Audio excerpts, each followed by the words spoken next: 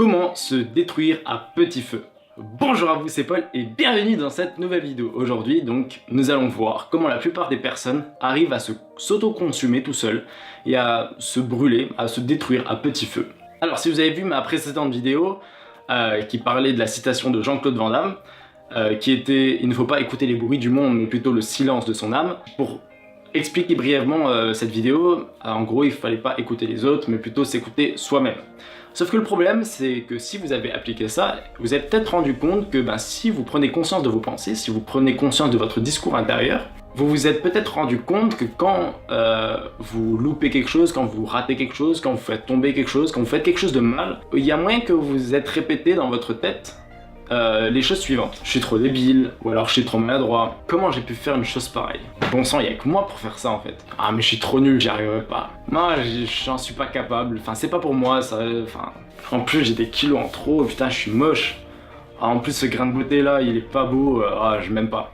Bah vous voyez en fait tout ça, c'est de l'auto-sabotage, c'est de l'autodénigration tout simplement. Et donc c'est le meilleur moyen pour se détruire en fait à petit feu. Quel est le problème? Le problème est que vous vous êtes peut-être rendu compte que, vous savez, on a toujours une petite voix, genre la petite voix, vous savez, quand vous lisez un livre dans votre tête, ou alors quand vous dites ah, il faudrait peut-être que je rajoute des oignons, les pâtes elles sont prêtes dans 3 minutes. Bah, vous voyez, cette petite voix, elle vous accompagne 24 heures sur 24. Et en fait, il est peut-être probable que vous étiez dans le cas, comme je l'ai énoncé tout à l'heure, que vous auto-dénigrez en fait. Donc je vous invite dans les prochains jours à essayer de prêter attention à cette petite voix et que essayez de voir un peu quelles sont vos paroles que vous dites à vous-même inconsciemment en fait.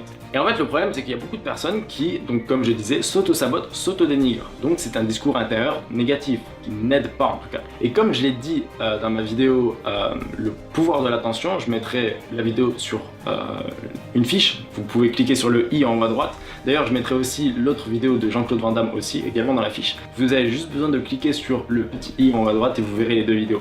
En fait dans la vidéo le pouvoir de l'attention, j'expliquais que à chaque fois qu'on met de l'attention, qu'on prête attention ou on prend conscience de quelque chose, on va amplifier ce phénomène, cette chose, on va lui donner de l'ampleur, on va lui donner de la force, on va lui donner de l'importance à nos yeux, on va lui donner de l'impact. Donc là vous êtes peut-être en train de vous dire, mais Paul, vous allez être en train de me dire que prendre conscience de son discours intérieur négatif va prendre beaucoup plus de place dans notre vie et va justement nous apporter encore plus de négatif? Oui. Je vous dis ça pourquoi? Parce que tout simplement, pour résoudre un problème, il faut en prendre conscience avant. Sinon, on ne sait pas qu'on a un problème, tout simplement. Et pourquoi résoudre ce problème? Tout simplement, comme je vous l'ai dit avant, ça sert justement à arrêter l'autosabotage. L'autosabotage, qu'est-ce que ça va mener à quoi, en fait, au long terme?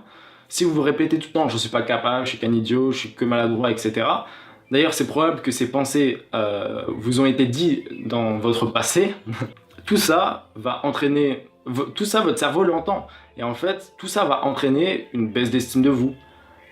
Vous allez développer un peu moins d'amour pour vous-même, etc., etc. Et ça peut même aller très loin. Si vous répétez tout le temps ces pensées-là, toutes ces phrases en boucle, ça peut aller vraiment au cas extrême, renforcer même un phénomène de dépression. Donc tout simplement, pourquoi résoudre ce problème de discours intérieur? Pourquoi reprogrammer son discours intérieur qu'on exprime inconsciemment? Tout simplement pour mieux vivre avec soi-même, parce qu'en fait, il n'y a que nous qui vivons avec nous, entre guillemets, 24 heures sur 24, et ça depuis le début de notre vie jusqu'à la fin de notre vie. Pourquoi résoudre ce problème? Encore une fois, à s'aimer un peu plus en fait. Et donc au long terme, être un peu plus heureux dans sa vie, tout simplement. Et j'aime bien dire que vous êtes la plus grosse barrière de votre bonheur en fait. Et donc quelle est la solution en fait pour cesser ces paroles qui vous auto-sabotent? Comme je l'ai expliqué, il faut reprogrammer. La solution, c'est reprogrammer son inconscient. En fait, j'aime bien voir notre cerveau un peu comme un PC, un ordinateur. Vous savez, notre cerveau, donc c'est un PC avec Windows par exemple, et notre conscient, tout ce qu'on décide, tous nos choix, etc. qu'on fait consciemment, c'est un peu comme une souris. Vous savez, la souris où on peut cliquer sur des documents, explorer, faire des recherches, etc. Et notre inconscient, c'est tous les programmes en arrière-plan qui tournent en fait. Donc soit on va être sur un PC qui va avoir un minimum de programmes qui tournent en arrière-plan et qui va d'ailleurs aider tout le PC à fonctionner beaucoup plus efficacement, qui va être beaucoup plus performant, soit on va être dans le cas où on aura un PC où il y aura énormément de choses inutiles qui vont tourner en arrière-plan et qui vont faire ramer notre PC. En fait, pour vous partager un peu mon histoire personnelle, quand j'ai voulu changer de vie et quand j'ai voulu devenir une version améliorée de moi-même, entre guillemets, quand j'ai voulu me développer tout simplement, en fait je voulais être moins timide, je voulais être un peu plus sûr de moi, etc. En fait je me suis tout simplement dit, pour ça il faut que je me reprogramme quelque part. Et comment je vais faire pour me reprogrammer? Moi la façon dont je l'ai fait, c'est tout simplement, comme dans un supermarché, je me suis promené dans les rayons d'internet, et j'ai vu, hop, le rayon confiance en soi. Ah ok, comment on fait? Boum, je clique sur une vidéo, je clique sur un article, etc. Et je me forme là-dessus. Et je vois, ok, sortir de sa zone de confort petit à petit, etc. Et donc, c'est un peu comme au supermarché, comme si on prenait des légumes dans son panier. Voilà, moi j'ai pris les informations dans mon panier, et après, c'était à moi de les manger, mais en tout cas de les appliquer dans ma vie de tous les jours, pour voir qu'est-ce qui me correspondait et qu'est-ce qui marchait vraiment en fait, tout simplement. Et donc c'est comme ça que je me suis reprogrammé petit à petit pour mettre des choses, des principes, des façons de penser qui m'avaient l'air logiques, cohérents, justes en fait, mais à mon sens.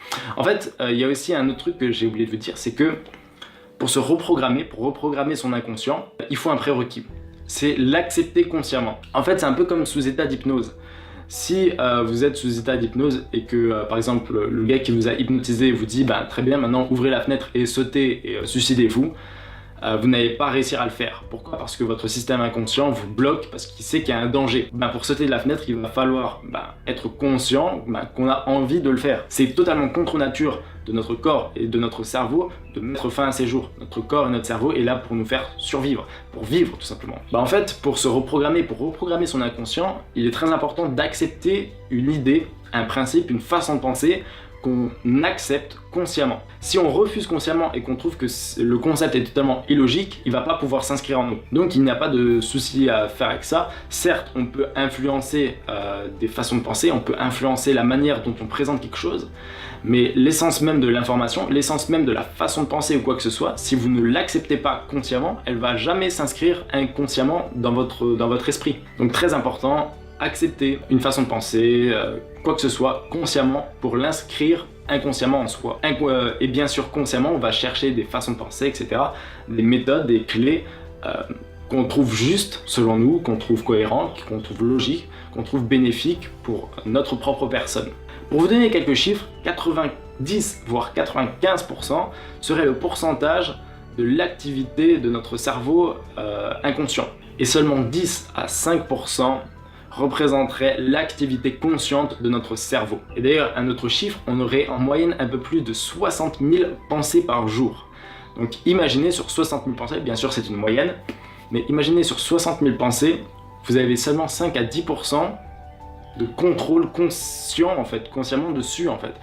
Des décisions, des réflexions, des choix, etc. Et tout le reste, ce sont nos applications qui tournent en arrière-plan dans notre cerveau. Et d'ailleurs, il y a de nombreux programmes qui se répètent chaque jour. Donc si vous avez des programmes en arrière-plan, un discours intérieur négatif et qui tournent chaque jour, et que vous n'en prenez pas conscience, comme je vous l'ai dit, ça peut entraîner baisse d'estime de soi, etc., etc. Pour résumer cette vidéo, nous avons vu que lors de cette vidéo, une façon de vivre un peu plus heureux avec nous-mêmes, une façon d'être un peu plus heureux au quotidien, ce serait de tout simplement reprogrammer notre discours intérieur. Et donc pour ça, il faut tout simplement accepter une idée consciemment pour pouvoir l'intégrer inconsciemment. Et que justement, on a plein d'applications, on a plein de phrases, de mots qu'on se dit à longueur de journée qui sont éventuellement, potentiellement, c'est peut-être votre cas, négatifs, qui vous dénigrent, qui vous auto-sabotent et qui vous détruisent à petit feu. En tout cas, lors de cette vidéo où vous en avez pris conscience, et que maintenant je vous ai dit comment faire tout simplement pour résoudre ce discours intérieur négatif, pour le remplacer par un discours intérieur plus positif, sauf qu'il vous manque maintenant quelques principes simples à utiliser pour vous reprogrammer positivement. Sachez bien que je vous offre une formation qui est totalement gratuite, qui s'appelle Comment être heureux au quotidien, où je vous donne quelques astuces, quelques méthodes pour vous reprogrammer positivement, pour être un peu plus heureux au quotidien, tout simplement. Le lien se trouve juste en dessous dans la description, vous cliquez sur le lien, vous entrez votre adresse email et je vous envoie tout sur votre adresse email instantanément et gratuitement. N'hésitez pas à liker cette vidéo si elle vous a plu, de la commenter pour interagir avec moi, de la partager si vous pensez qu'elle peut aider un de vos amis. de vous abonner pour ne pas rater mes prochaines vidéos. Et sur ce, je vous dis vivez heureux et n'oubliez pas, la vie est belle. C'était Paul. Bye bye.